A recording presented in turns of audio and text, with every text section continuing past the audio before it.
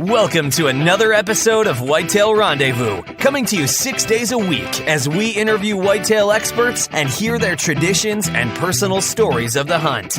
Learn more about the latest gear, discover proven tips, and the latest strategies so you can make your next hunt a success. Now here's your host, Bruce Hutchin.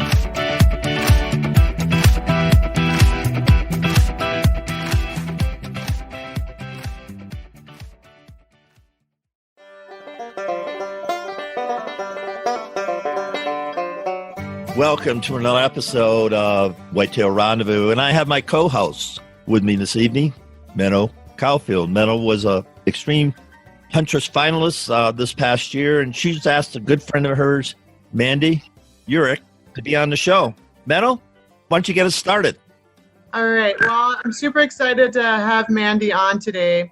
A couple of years back when I was working for the Department of Natural Resources, I ran into Mandy at our R2 headquarters here in Grand Rapids, Minnesota, and she was just this incredible, dynamic woman. I didn't know much about her at the time, but I knew she was my kind of gal. She definitely had the right energy and obviously the right motivations. And so today I'm happy to introduce and share Mandy with everybody here. Mandy's based in Brainerd, and she's an outdoors woman, and she's definitely got some major accomplishments underneath her belt, and she's a long-term outdoors woman. She's not new to the scene, and she's definitely somebody who I consider a role model to women in the outdoors. Mandy, thank you for coming. Hey, I'm super excited to be here. I'm totally grateful for the invite. For sure. We wanted to talk to you today about kind of where you're coming from professionally and also your outdoors background. Obviously, you've got a pretty awesome background there today, there with those double mounts and that mantle full of beautiful antler. But also, you're very involved with angling and involved with wildlife management with the Department of Natural Resources here in Minnesota. So just give us a little background. It seems like we're kind of working the different ball caps tonight, so I'll start with that. Actually, next week will be 18 years for me with my career in the natural resources. State of Minnesota, I started out with wildlife research down in Medelia. I've worked parks and trails, wildlife, fire, USDA, Pheasants Forever, depredation, and now landed in habitat administration for fish and wildlife. So it's been quite a journey. I've moved multiple times. I really love my career. It's obviously something I'm a lifer. I'm going to stay with it. But you're right. There's a long history in that conservation field outside of there. I was a professional hunting guide for almost 15 years. I traveled the world with some super high-end clients while also holding down a regular career. I've kind of shoved that to the side. I do a lot of guest guiding for vets now. That's it. Fishing. Obviously, I love to fish. I'm a multi-species angler, ice, salt, and open water, with the caveat that I also fish professionally. So I fish about 30 tournaments a year. On top of the job, I have a TV show and I have a weekly radio show. And I donate about 200 hours a year for outdoor education, predominantly with the BOW program, which you're super familiar with. It's an education program specifically for women and children. We cross over 150 different topics in the outdoor field. And it's really one of those things that's become a passion for me, along with traveling internationally, doing outdoor seminar speaking. Pretty much that in a nutshell. Oh, wow, we're pleased to have you here. Wow, what a resume. Well, one of the things that stands out is that, Mandy is one of those ladies that's a trailblazer in the outdoors. And I really love hearing stories about her pro angling and angling in general. But certainly she's a woman cut from the same cloth when it comes to enjoying being able to share the outdoors and hunting and fishing with women. And R3 events, she also mentioned working with veterans as well. So, Mandy, what is it, I guess, that motivates you to get involved with R3 and kind of bringing new people into the outdoors? I didn't get it at first, honestly. Like, I grew up, my dad was a guide. We had a resort for fishing. I got into guiding at an early age for hunting. And I love that excitement. Seeing the look on people's face when they do something new, or when you teach them more specifically to do something on their own, that empowerment feeling directly to them, that it's one thing to have someone show you and you do it, but for them to repeat it on their own and apply all those skills and methods and really see them not only be excited to see the results of it, but to feel that, hey, I've got this. And well, if I can do this, what else can I do? And I really got into that on the BOW side. I think that's a really big deal, empowering women and children. I know how it is coming up and in a male-dominated field, and it can be really intimidating. And to give women and kids a safe place on an equal playing ground where nobody feels like they're asking a stupid question Everybody's learning the same skills. I think it's really super important. And it's one of those things, it's a gift that really does keep on giving. You don't have to be an expert who's done something for 30 years. If you've learned something and mastered something, teach that to somebody else and keep that playing forward. And so just to be clear, BOW stands for Becoming an Outdoors Woman. Is that a national program? It's actually an international program. So Minnesota, technically, it was started in Wisconsin, but Minnesota has the oldest and the largest BOW program in North America. We also have the largest program.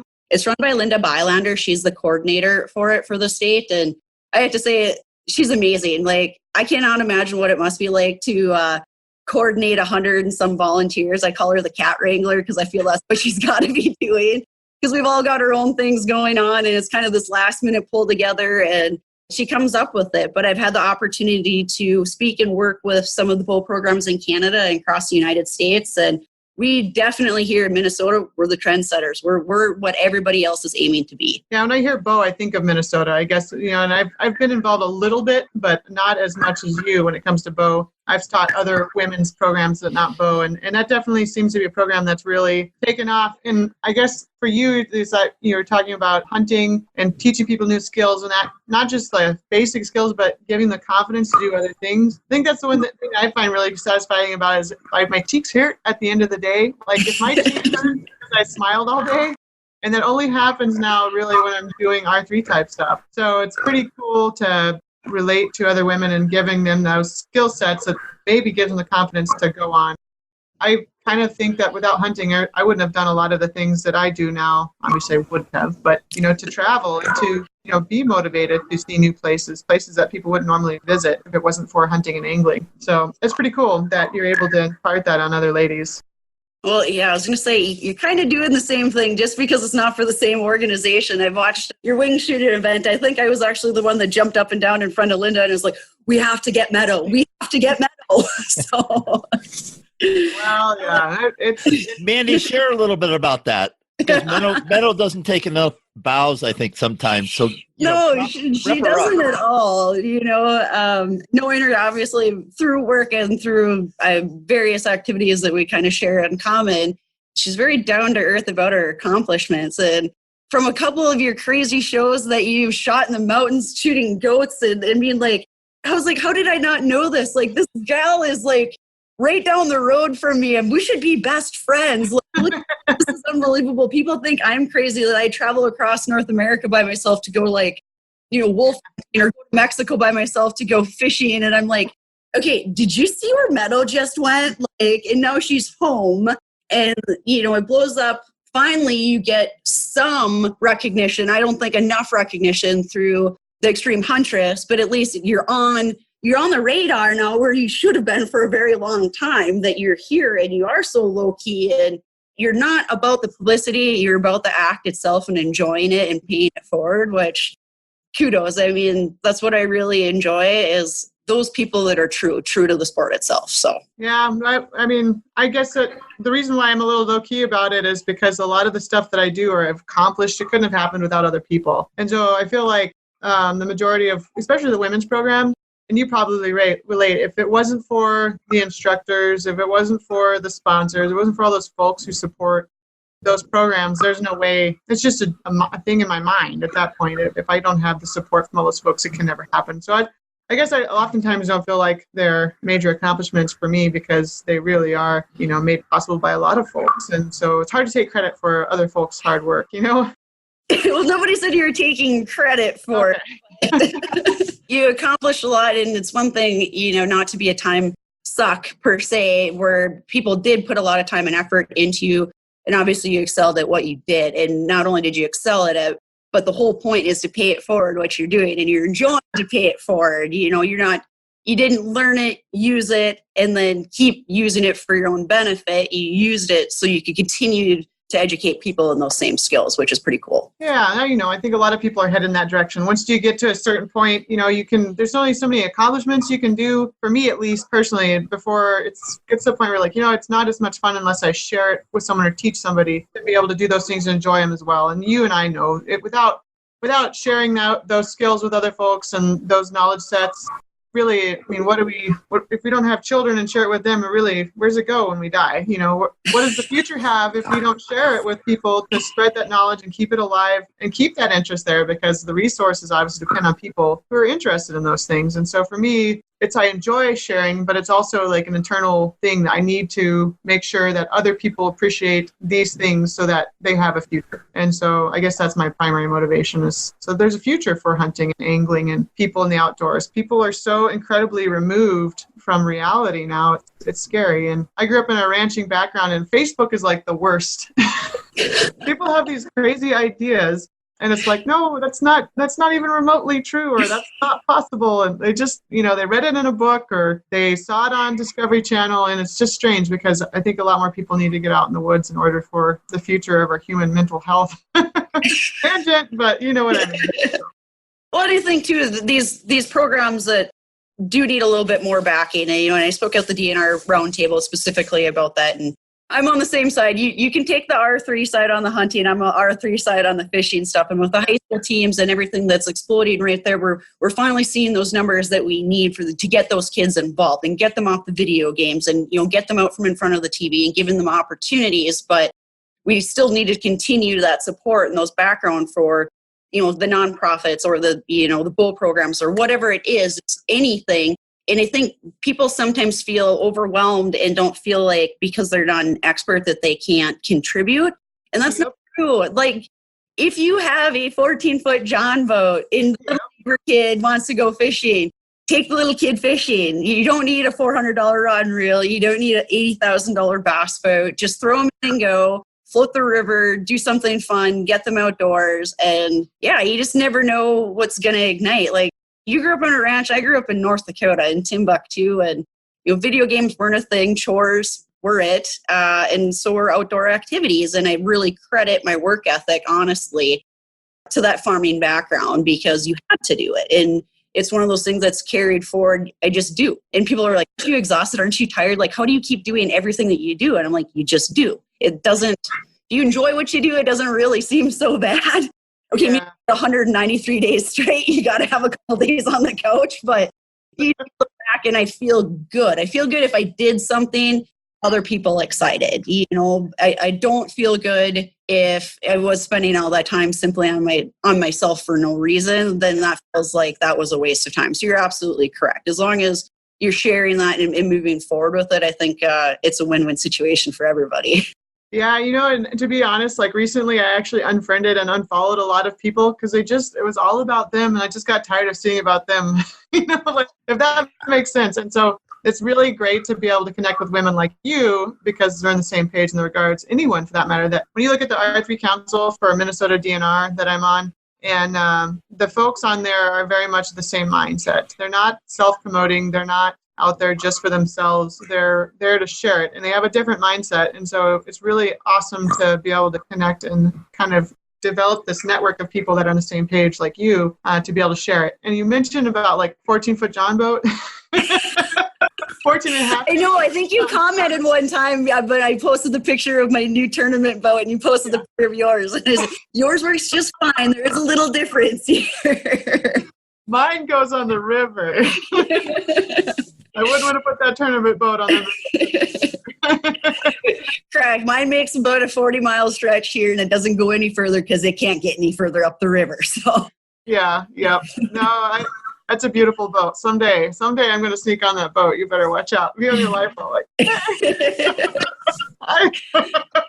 Which, to be said, I do. I just don't ever I have 4 boats, and everyone has kind of a purpose, and that one's for guest guiding or tournaments. But I just recently brought home my dad's boat, which means a lot to me. He passed away, and I went actually up to our resort, and the first new boat now that we ever purchased, we purchased together, and it was AKA my high school graduation gift. And so I just brought it home, and I'm restoring it right now. It still runs. It's immaculate. My dad was a freak just like him about my boats, but I'm super excited to have it up and running, and hopefully home to North Dakota for basically our opener. I'm going to go home for North Dakota and bring the family out in it. But it's Lund would not be happy. It's a little smoker craft with a 115, which back in the day in 1999, that was a giant motor to have on, a 17-foot boat, which was unheard of. But yeah, so it's got a full canopy. I think that might be my new river boat. The Mississippi, getting out of the sun.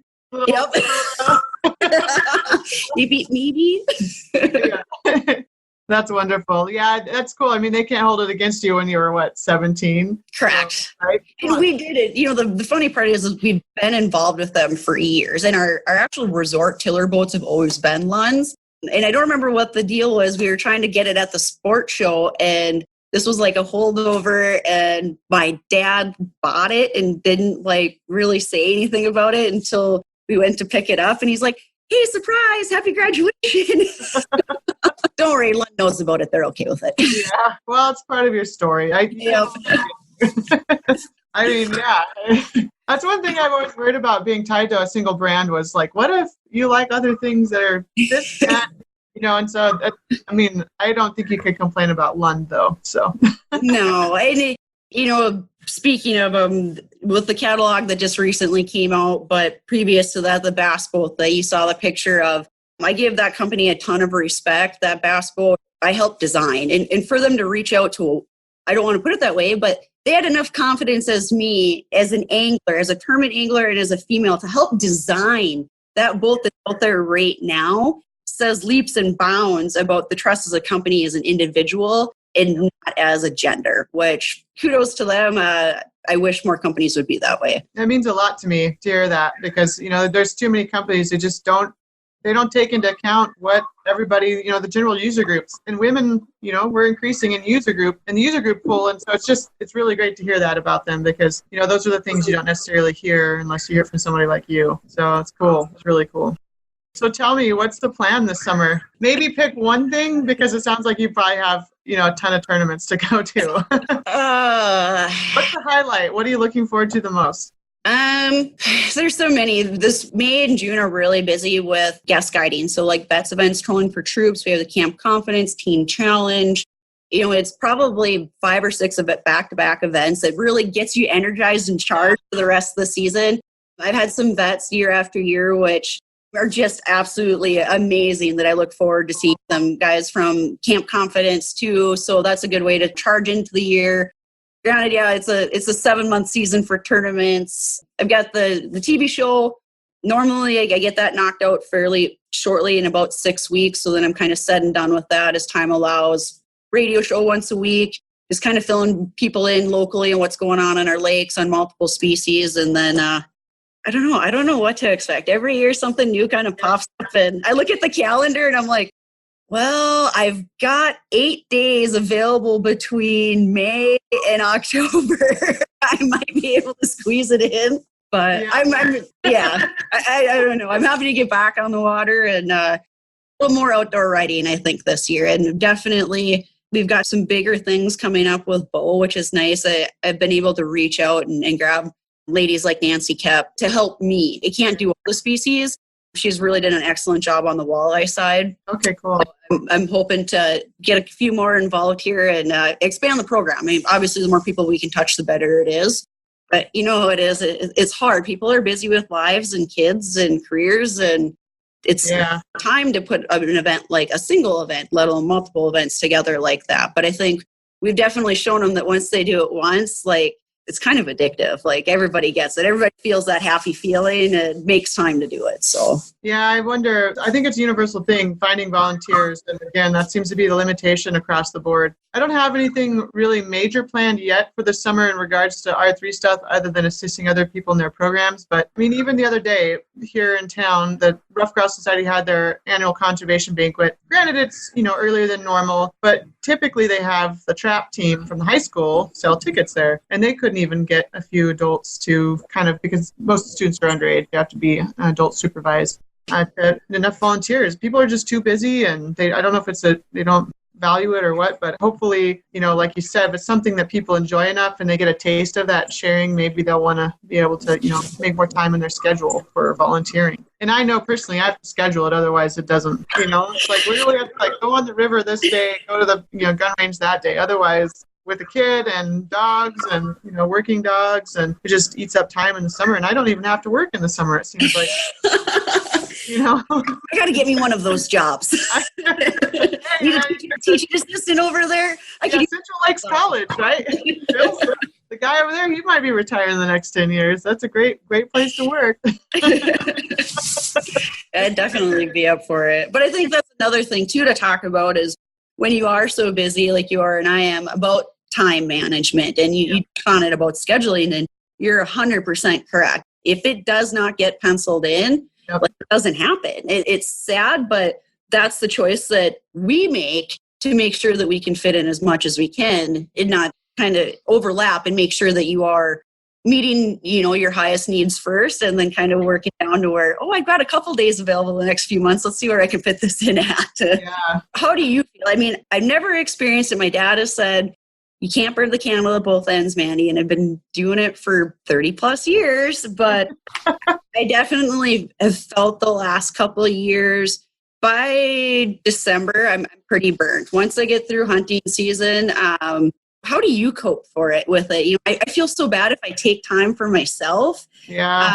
I don't know what else to do, to take that time off to recoup. What are you doing to recharge your batteries, I guess? I've gotten to the point where I don't regret it. I don't regret taking time for myself. You have to. And, even this last fall, I was taking a bunch of my students and back to back. Every free day I had, I was taking people out grouse hunting or woodcock hunting. And, at some point, my mom, she's in California, so she's like, you used to hunt just for yourself because it's something that you needed to do. And I'm kind of like, oh yeah. She's like, why don't you just not take anyone? I'm like, kind of already have this need to take a lot of people out. And I've, talked to folks, and I just want to. And at some point, I just had to not call people and go and by myself. And it was a twinge of guilt, but it's just that regeneration, whatever it is. Maybe you go to Red for early ice and don't tell anyone, seriously. You go to one of the big lakes and don't tell anyone, the bite's hot or whatever, and just go and let yourself do that. Maybe take one friend. I take my friend Ted Dick, and I snuck away a few times to fish over the last couple of years, whether it was fishing opener in open water or ice, just to get away and just try not to feel guilty about it and do some self-care. I've got family now and my own health, those things that, especially if I ignore my own health, I go downhill quick. And I've been hiding. I don't know if you noticed that social media, I've not been very active over the last 2 months. After January, going down to Dallas for Extreme Huntress, I just needed a break from social media and from just media in general. Not that I'm in front of a camera all the time or writing all the time, but it drains me. I know myself personally, I need to just not feel guilty about doing something for myself, even if it is laying in bed and, staying warm and watching a movie some days, which I don't do very often, but you feel guilty. You feel really guilty if you lay on the couch or lay in bed or watch a movie. But for me, you need that time. You need to allow it and don't feel bad about it. Just allow yourself that. Don't. Otherwise, you'll be burnt out, like you said. And then it becomes a chore. And then you're correct. You don't want it to be a chore. I remember I took Travis Frank from the flush out a couple of years ago after the national hunt here in Grand Rapids. And I had literally the weekend after, and I had been on the road for 3 weeks, all through the rough or grouse season and the woodcock flight. So the migration was occurring. And I just never hunted once for myself. I was constantly on the road, constantly working. And I remember it was the last thing I had to do was drive up to Red Lake, take Travis and his cameraman out. And I was grumpy, and I was not, I would have been fired up most of the time. I did my best job to show those guys a good time. We got everything accomplished. They seemed to have had a good time, but I didn't enjoy it as much because I was just so burnt out, and I really just needed, that time by myself. But, and that was my time at the Rough Grouse Society when I was running myself ragged, like you said, burning from both ends. I learned a lot about, again, taking care of yourself and the need to. Otherwise, you're not much help to anybody, including yourself. So schedule time, don't feel guilty about it, disappear, do whatever it is you need to do. And, you got obligations to sponsors and stuff. But either way, I guess I would say don't feel guilty about scheduling time for yourself and disappearing sometimes. That's good advice. I might disappear for the first few weeks in May. That was well said, Menno. Mandy, I'd just like you to jump on that because you have a book schedule. Everybody's busy. Everybody uses the excuse they're busy, and maybe they are, maybe they're not. But for the single moms out there that want to get in the outdoors and they got kids, they got jobs, they got, community, How do they make it? Does Bill help them do that? They do actually have family events where you can bring, your kids at any age to those family events, and they're retreats. So they can go to a 2-day weekend retreat, and there's like 20 activities, and the kids can kind of go do their activities, and the adults can go out and do their activities. For older children, specifically like the girls, if they wanted to go with their moms, I believe the age is 13 to do that. But I know that there's some other organizations that have actually reached out and said, hey, if we're going to come do this like geocaching or some event, and there's enough people that had kids, that they were trying to coordinate with them to figure out, can we have them do a kids event? Well, the adults are maybe doing something a little bit more technical where the kids aren't going to do that. But I think that's a really good point. And I personally don't have any children of my own. I have a stepson who's 15.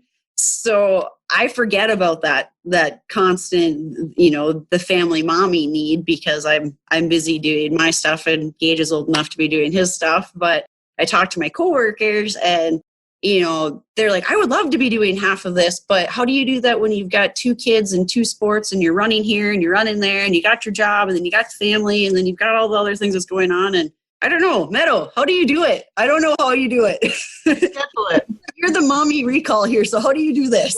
Well, I mean, I guess we're unique because my ex-husband and I took Heidi fishing a couple days after she was born. So, and she's been in the ice house, on the boat, on the trap line, hunting with us from the get-go. Just put her in a papoose, but we just made time. But that's not normal. The average person, that they don't do that. And it's, it helps that both of us hunted and fished, and we were both very active outdoors. But, those family options are really great. Those programs when you bring children, even though they're a little older by the time they allow them to come, those are awesome because, as I say, if mom hunts, the children hunt, and if you have family that's involved and the children are involved as a parent or adult, you have that social support. So, it's great to get your kids involved as much as possible. And, people have decided that sporting events and sports for children are more important than the outdoors. And I don't know if they really have, or if it's just that they haven't scheduled time for the outdoors, because every last weekend, every evening, it seems like in the week, they're stuck at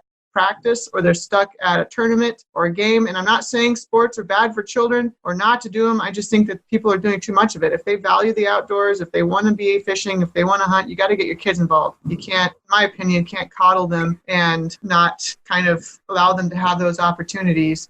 And maybe you schedule less for the children, and maybe schedule time to be outside, schedule time to go hunt, fish, camp. And you have to schedule it, otherwise it won't happen. Because what happens when you don't schedule something, it becomes the first thing to go and it becomes an option. And even though it is an option to begin with, if you have it scheduled, it becomes something that you actually set aside time for.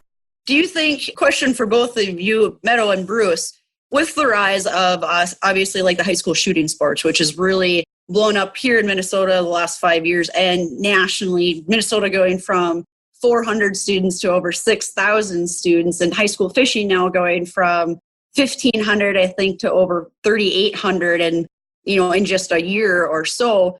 Now that these outdoor activities per se are becoming more of a social norm and a socially or school accepted activity, do you think that this will maybe help combat maybe the normal high school activities or help get these kids back into the outdoors? What's your feeling on those?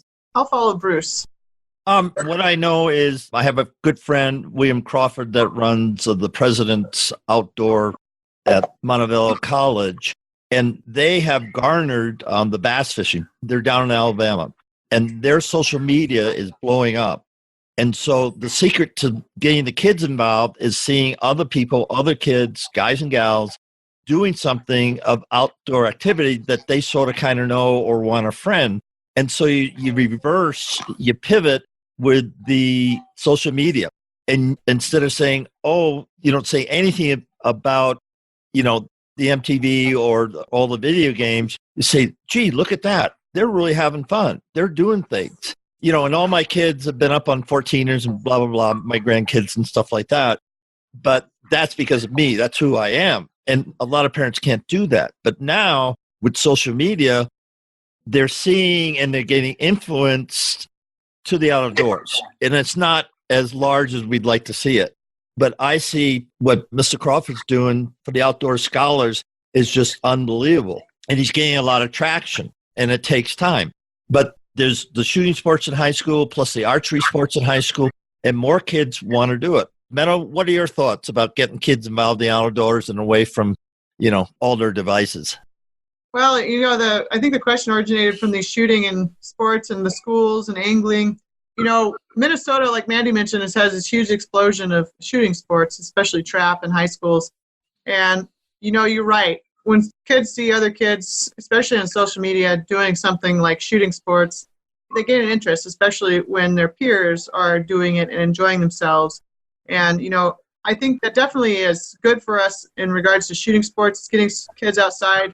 It's, continuing to bring in Pittman-Robertson or the excise tax on ammunition for wildlife conservation.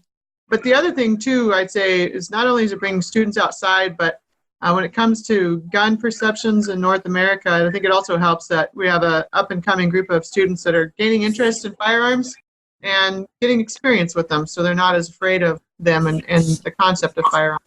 So it's kind of a double-edged thing there. It's bringing students into the young people into the outdoors, as well as developing skills and confidence that they wouldn't necessarily have if it wasn't for the fact that they have these opportunities in schools. So yeah, I think they're moving in the right direction.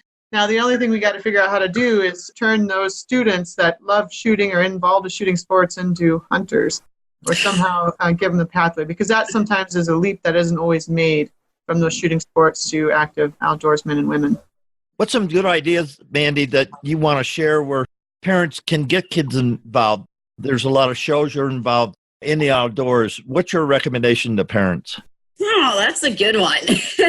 I guess reach out. We heard it takes a village to raise a child, and I truly believe in that. Just because you don't personally have a background in hunting or fishing, or maybe your family doesn't, or maybe you live in a highly urban area and you just don't have the opportunity to do it, definitely be able to reach out and actively search for those kinds of programs to get your kids involved, mentoring programs specifically, to get them into the hunter's ed, get them into fishing clinics.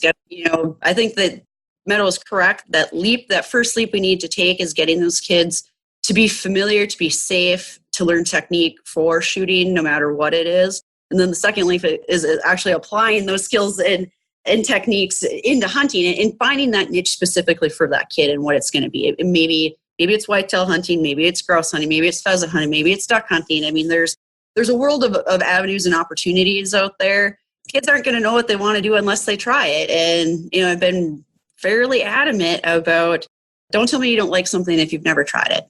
Have them go with, even if they don't pull the trigger, have them be there and do the experience. And anybody who's going to be a mentor knows that it's all about making that day fun for that kid. It's not what's in the live ball or in the back of the truck or in the bottom of the cooler at the end of the day. It's all about making that a super fun experience for that kid. So maybe you're super hardcore and you want to be out there from sunup to sundown, but you realize that you got a little kid with you, right? So they can only handle so much. So when you know that they're starting to get tired or bored or, something like that, it's time to call it a day or to be prepared for that. I really don't mind. Some people are super adamant about kids in deer stands, like absolutely no electronics, no books, no coloring crayons, no whatever. And I'm kind of the opposite of the spectrum. Like, if they're going to get out there and they're going to do it and we get bored. I wonder now, honestly, I have gotten to that point and I cannot believe I'm actually admitting this. Like, what did I do 20 years ago when I sat in the stand from sunup to sundown without my phone? Or, I'm like, I find myself, my mind wandering, and, or all of a sudden it's nice to be able to check the weather or something, but it's definitely reaching out to those people and having the trust in your neighbors and your out family, cousins, extended family to take that kid if you're not able or willing or have the knowledge to do it, but just offer that opportunity to your kids. That's great. And since it is a whitetail show, you've got two gorgeous deer. If you're watching the video, folks, on YouTube, you'll be able to see the deer. If you're just hearing us on iTunes, then you won't see the deer. But Mandy's just two gorgeous Minnesota deer, I believe. And they're absolutely, world class. So let's talk about buck one and buck two. Buck one and buck two actually came off this property. So that's fairly exciting. I don't have a very large property. I have a hunting camp about 50 miles from here. That's 400 acres with some adjoining state and county land that equals about 1,200 acres of swampland. But the 2 bucks behind me came off this property. Just happy to be able to do it. And like I said, I was tempted to set up in the shop. I have a bit of an addiction to taxidermy. So there's 26 shoulder mounts in my shop, whitetail deer from all across North America. I've been lucky enough to basically travel the world with some higher end clients. And a lot of those hunts, I've swapped with other guides. And basically in return, instead of taking payment, I wanted the opportunity to hunt. So there's some whitetails behind me, some whitetails in the shop from Saskatchewan, Ontario, North Dakota, South Dakota, South Carolina, Texas, Michigan, Iowa, a lot. I haven't hunted California yet, Meadow. I'm throwing that out there, and I've never shot a blacktail. So, well, come on, girls, get it together. Do you have a story for either one of those bucks, buck 1 or buck 2? No, not those one, but one that could have been. I put those up there because I truly believe that they're out of the same genetics. If I had a better picture, maybe I'll take a picture and you guys can put it up. They've got almost exactly the same racks with crab claws splits on it. So, and I've seen another deer here also on the property that I didn't harvest. Full harvested out of my stand last. Oh my goodness! I know. So I was going to go out in the morning, and I decided to take a work call in the morning, and then I was going to go to my stand. So Joe said, well, I'll just go crawl in your stand for an hour until you get out there. Well, he wasn't in and I've been hunting every day hard. He gets in my stand, and sure enough, I heard the gunshot from the house, and I was like, no, because we don't have a big box here. And sure enough, I go out there, and it was a dandy. And it could have been, it's the triplet to these two, and that third one's actually in our bedroom. It's one of 12 in the house, not just the shop. But that was a pretty good story, because I got out there, and he was like a little kid, like he had done something wrong. Like I opened the stand door, and I'm just this little person. I'm only 5'2", and I open the stand door, and he won't even make eye contact with me. And I'm like, you shot him. You shot him. He's like, I did. I did. I'm like, where is he? He's like, he's about 130 yards that way on the edge of the swamp. And he didn't even get out. Like I tromped all the way down there, and sure enough, right where he shot him. And it was the deer I'd been hunting for the last 3 years. So, oh no. 1 hour. 1 hour, the 1 hour that, I was like, it's okay. It was either take the call in the morning or take the call during prime time that afternoon for work. And so, I'll take it in the morning. And they'd been actually moving a little bit later in the day because of the weather. And wrong. Gave that one up. Well, at least you know how it ended. Well, and that's true. And, we'd said too, we've got a neighbor that is super excited about hunting, and we've got some really landowners around us that we're all on the same page about having quality deer management, and whatever the kids want, the kids can take, because it's all about getting them excited and, getting them involved. But as far as us adults, like we share our pictures and kind of figure out who's going where and what we've seen and where they've been. And, well, have you seen this one this year kind of a deal? Because we got some pretty big giants around here. I probably shouldn't be saying that. No, you shouldn't. But for the little unconsolidated area that I live here, we've got some nice bucks, but we're super blessed. Speaking of big bucks that got shot, Meadow Caulfield. Yeah, Meadow. That deer this year. It's nearly as nice as anything you have on the wall there. Oh, I think it was. I was like, oh my goodness. I was just like your partner, dumb luck, right place, right time. That's what my whitetail luck is, just usually just dumb luck. I'll beat my head against the wall for the whole season, and then you do something different, and suddenly you get lucky. There's no skill. Yes, there is. You change it up. Judgment. No, I know all about this stuff. When you change something up, you can run and gun, or you can change it up. But Meadow and Mandy, it's just like fishing. You know the structure, the weather front, all these things. I mean, Mandy, and you know where they're going to spawn, or they're going to be hiding, if they're predator type fish. But you know that. But sometimes nothing you do works, and you got everything. You have everything in the world, and some guy comes out in a 16-foot John boat, cast over, bam, and you go, yep. Your jaw drops. I mean, And we've all seen that, Yeah. and you just go, what? But folks, the reason I bring that up, and it happens, and it's a beautiful thing when it happens, because there's a person that goes out, they're actually pretty good fishermen because they figured out exactly what you did, but they just had a different technique, different bait on there, just something was different, and they hooked the fish. And it's no different than whitetail hunting. People pound and work. Then all of a sudden, somebody else comes in, a friend of mine, he's got 160 acres, and it's in Richland County, Wisconsin, and it's got booners on it. He's never shot a booner off it. He takes a guy that he used to work with, puts him in a stand, and you know the rest of the story. Within an hour, the guy took a booner off it. And they knew the deer was there through the trail cameras and everything. You go, why does that happen? And they take 150s and plus on it.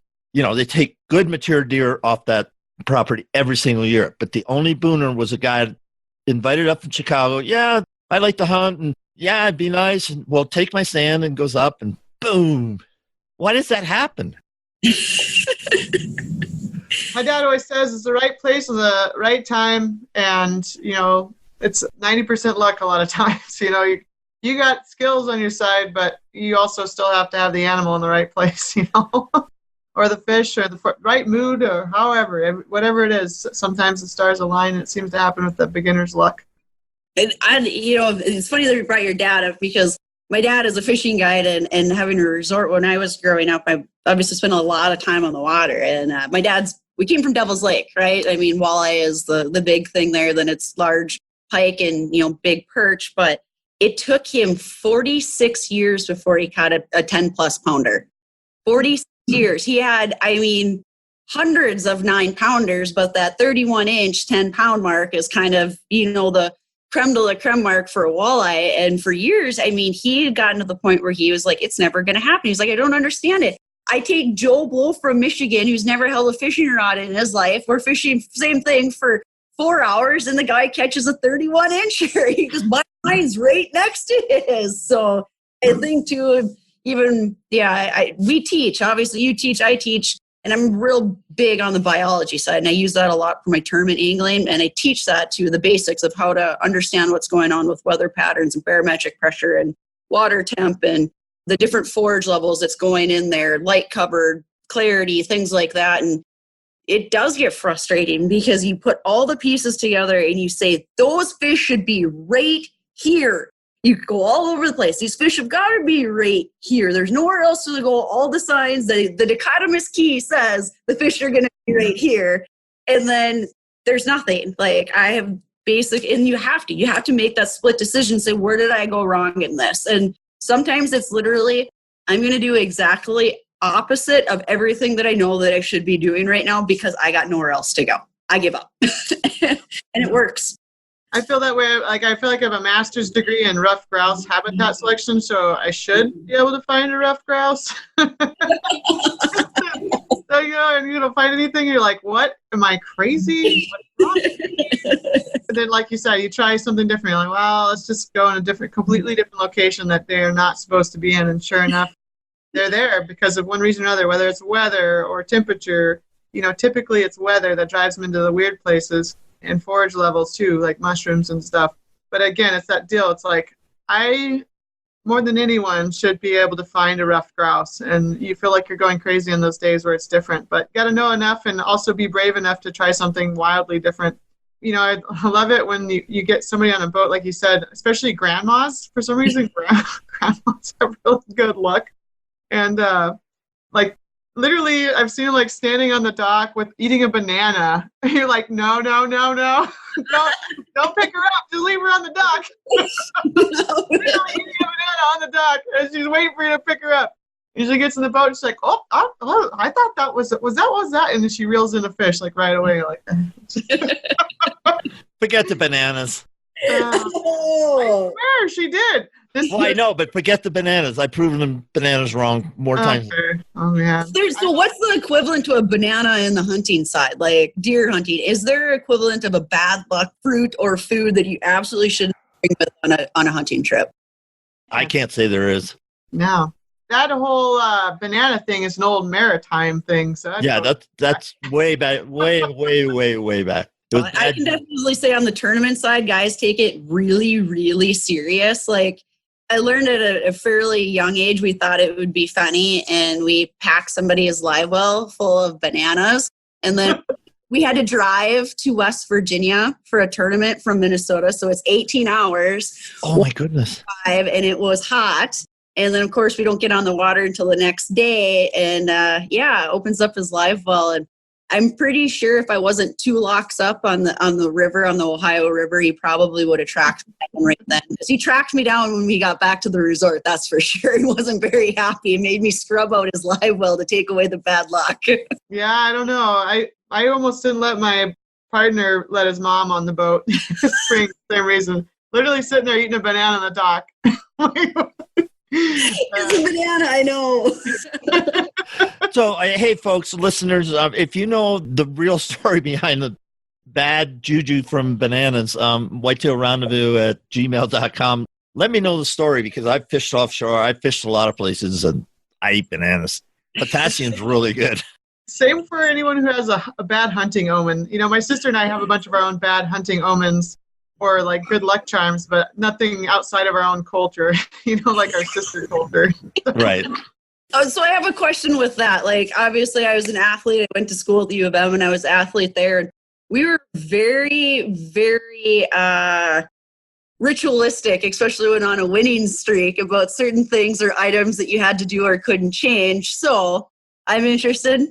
Give it up, Meadow. What is one thing that you and your sister share is a ritualistic oddity when you're on a hunting trip for good luck? Blacktail hunting is always, it's weird. Remember Oh Brother, We're Out, though? The movie? Yep, the movie. We had the soundtrack, and we'd get up like 2 hours early, and we'd sit in the dark in the pickup and listen to that CD several times, and that was good luck. And you know how many of those CDs I've had stolen out of my pickup with the radio in it? I bought like 4 of those CDs, and I've had to replace like 4 stereos, because when I was in high school all the way into college, my stereos were always getting stolen. I had like an 82 Toyota pickup that we had restored. But yeah, that was the good luck charm. We haven't listened to it in a few years, but that was what we used to listen to. And then of course there's a few other little things, but we're always out there way earlier than we need to be. And if you get out there even like an hour sooner than you should be, that's bad luck too. So I don't know. It's Oh Brother, We're Out, though, and getting out there really early for some reason. I think it's mostly because we can't sleep because we're so excited. But so yeah, those 2 things I guess I can relate. Bruce, do you have any oddities you want to release to everybody about hunting rituals that are do's and don'ts? Yeah, my fishing rituals. I have puka shells. I've searched in Hawaii, so I picked up these puka shells and made a necklace out of them, and I wore that for years when I fished offshore. So kind of hippie, back in my hippie days. And I had a jade elephant that I started my hunting career with. It's since disappeared. And then I have stones. Let's see. So I don't anybody can see this, but this is a stone from British Columbia. Huh. And so I killed a wolf and a mountain goat in 5 days on a 5-day horseback hunt. And so that was 2008. So this is a good talisman, if you know what talismans are. Yep. And so this is really good. But I've always been, one thing in my life, I've always believed that I'll always be in the right place, and I'll always be able to, get in and get out and be successful. And that's a mental thing. And that goes way back into Native American, talking with Inuits. And the basic thing of that is God, because he loves to go hunting with me. And take whatever you want from that, listeners and you gals. But ever since I was a little kid, I shot my first rough grouse with a single shot shotgun.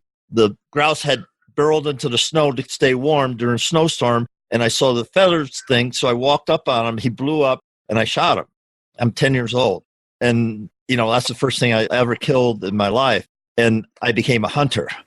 And, I've got stories after stories about it, but there's it's magical, and that you have to do it enough and get around enough people that it's part of who they are.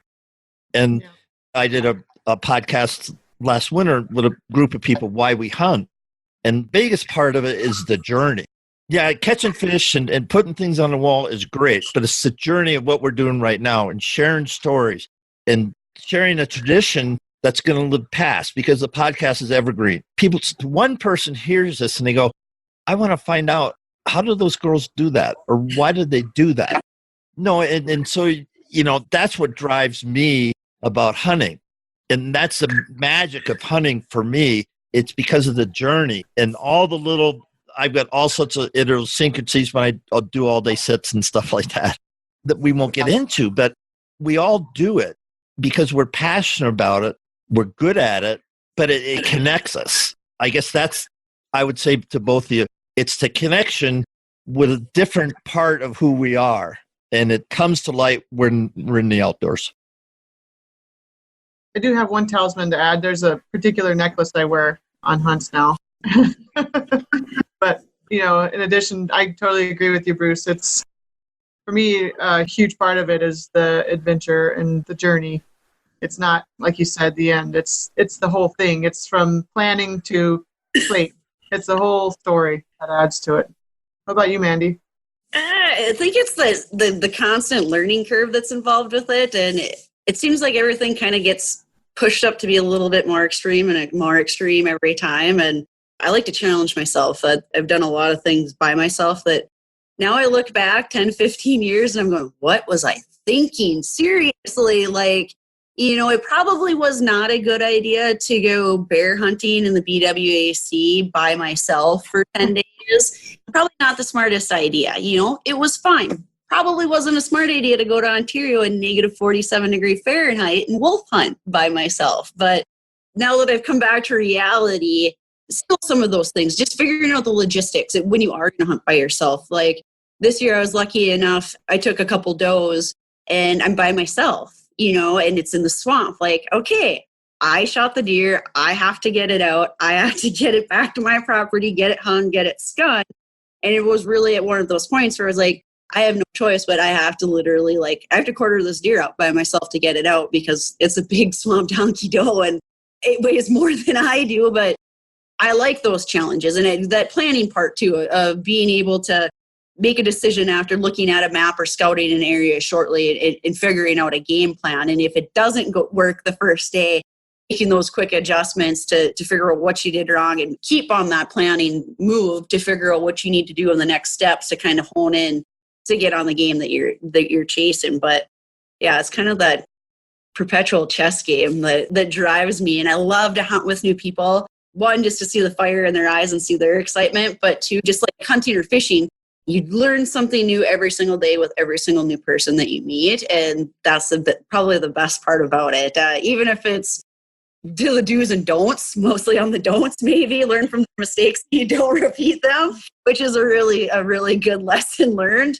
But yeah, that's kind of the driving factor. And now, getting in with teaching and seeing some of these kids that were little kids, at 10 or 11 that you took out and now are graduating college. Oh my gosh, I feel old. But, them or kids that were in high school that, I fitted and sold a shotgun to for maybe a trap league and, are now. I had a girl who came to me, I rep for Winchester and Browning, and I fit her with a gun. I had her try 5 or 6 guns. She found the one she wanted. She got into trap league. I said, well, do me a favor, just try pheasant hunting. So she went to Rice Creek, and that's just a game farm, got into it, loved it. Well, that year she sent me a picture of her in her prom dress with her shotgun that she had posted on social media, that she was so proud of it. So she went off to college, and I told her, I said, keep shooting. And I said, when you graduate college, she went for a nursing degree. I'm like, when you're said and done and you graduate and I said, I will take you on a real South Dakota pheasant hunting trip. I'm like, and this year she's graduating. So fuck up. But, to have that extended relationship with a kid that's still excited about it, that got in on one side, but just having her see her do it, we're busy. I remember college. Oh my goodness. I was barely fished and hunted in college except for substance. So it's fun to see it move forward. along those lines of learning something from everybody, I have a fortune taped to my lamp that says, "We are taught by every person we meet." And you along lines of the do's and the don'ts and the goods and the bads. That I learned a lot this last fall on the don'ts and with some mentoring. And it's really important that even the bad people you still learn from. Even if they're not the best or if they make some major mistakes, you're learning from them, even if you don't realize it at that moment and looking back. And same with those trips that you're talking about. Those are the trips that are epic. And, you may not do it now, but, you did it and you look back on it, or you have a photo from it, or you have the story to share. And those, I know I'm going off on a tangent, but man, those are the things that make life. They do, they do. Manny, any last thoughts? We've been going for about an hour. I guess, what would you guys like to touch on? What would you like to end on? What are your goals? Next 5 years, where do you want to be? I want to be happy. I want to be healthy. Honestly, I don't know. I think I'm going in the right direction. It's been an issue for me to overbook, and I would like to get to the point where I take some time for myself. It's time. I put off everything for 15 plus year to have an awesome career, and I moved 14 times, and I'm happy where I'm at with my career.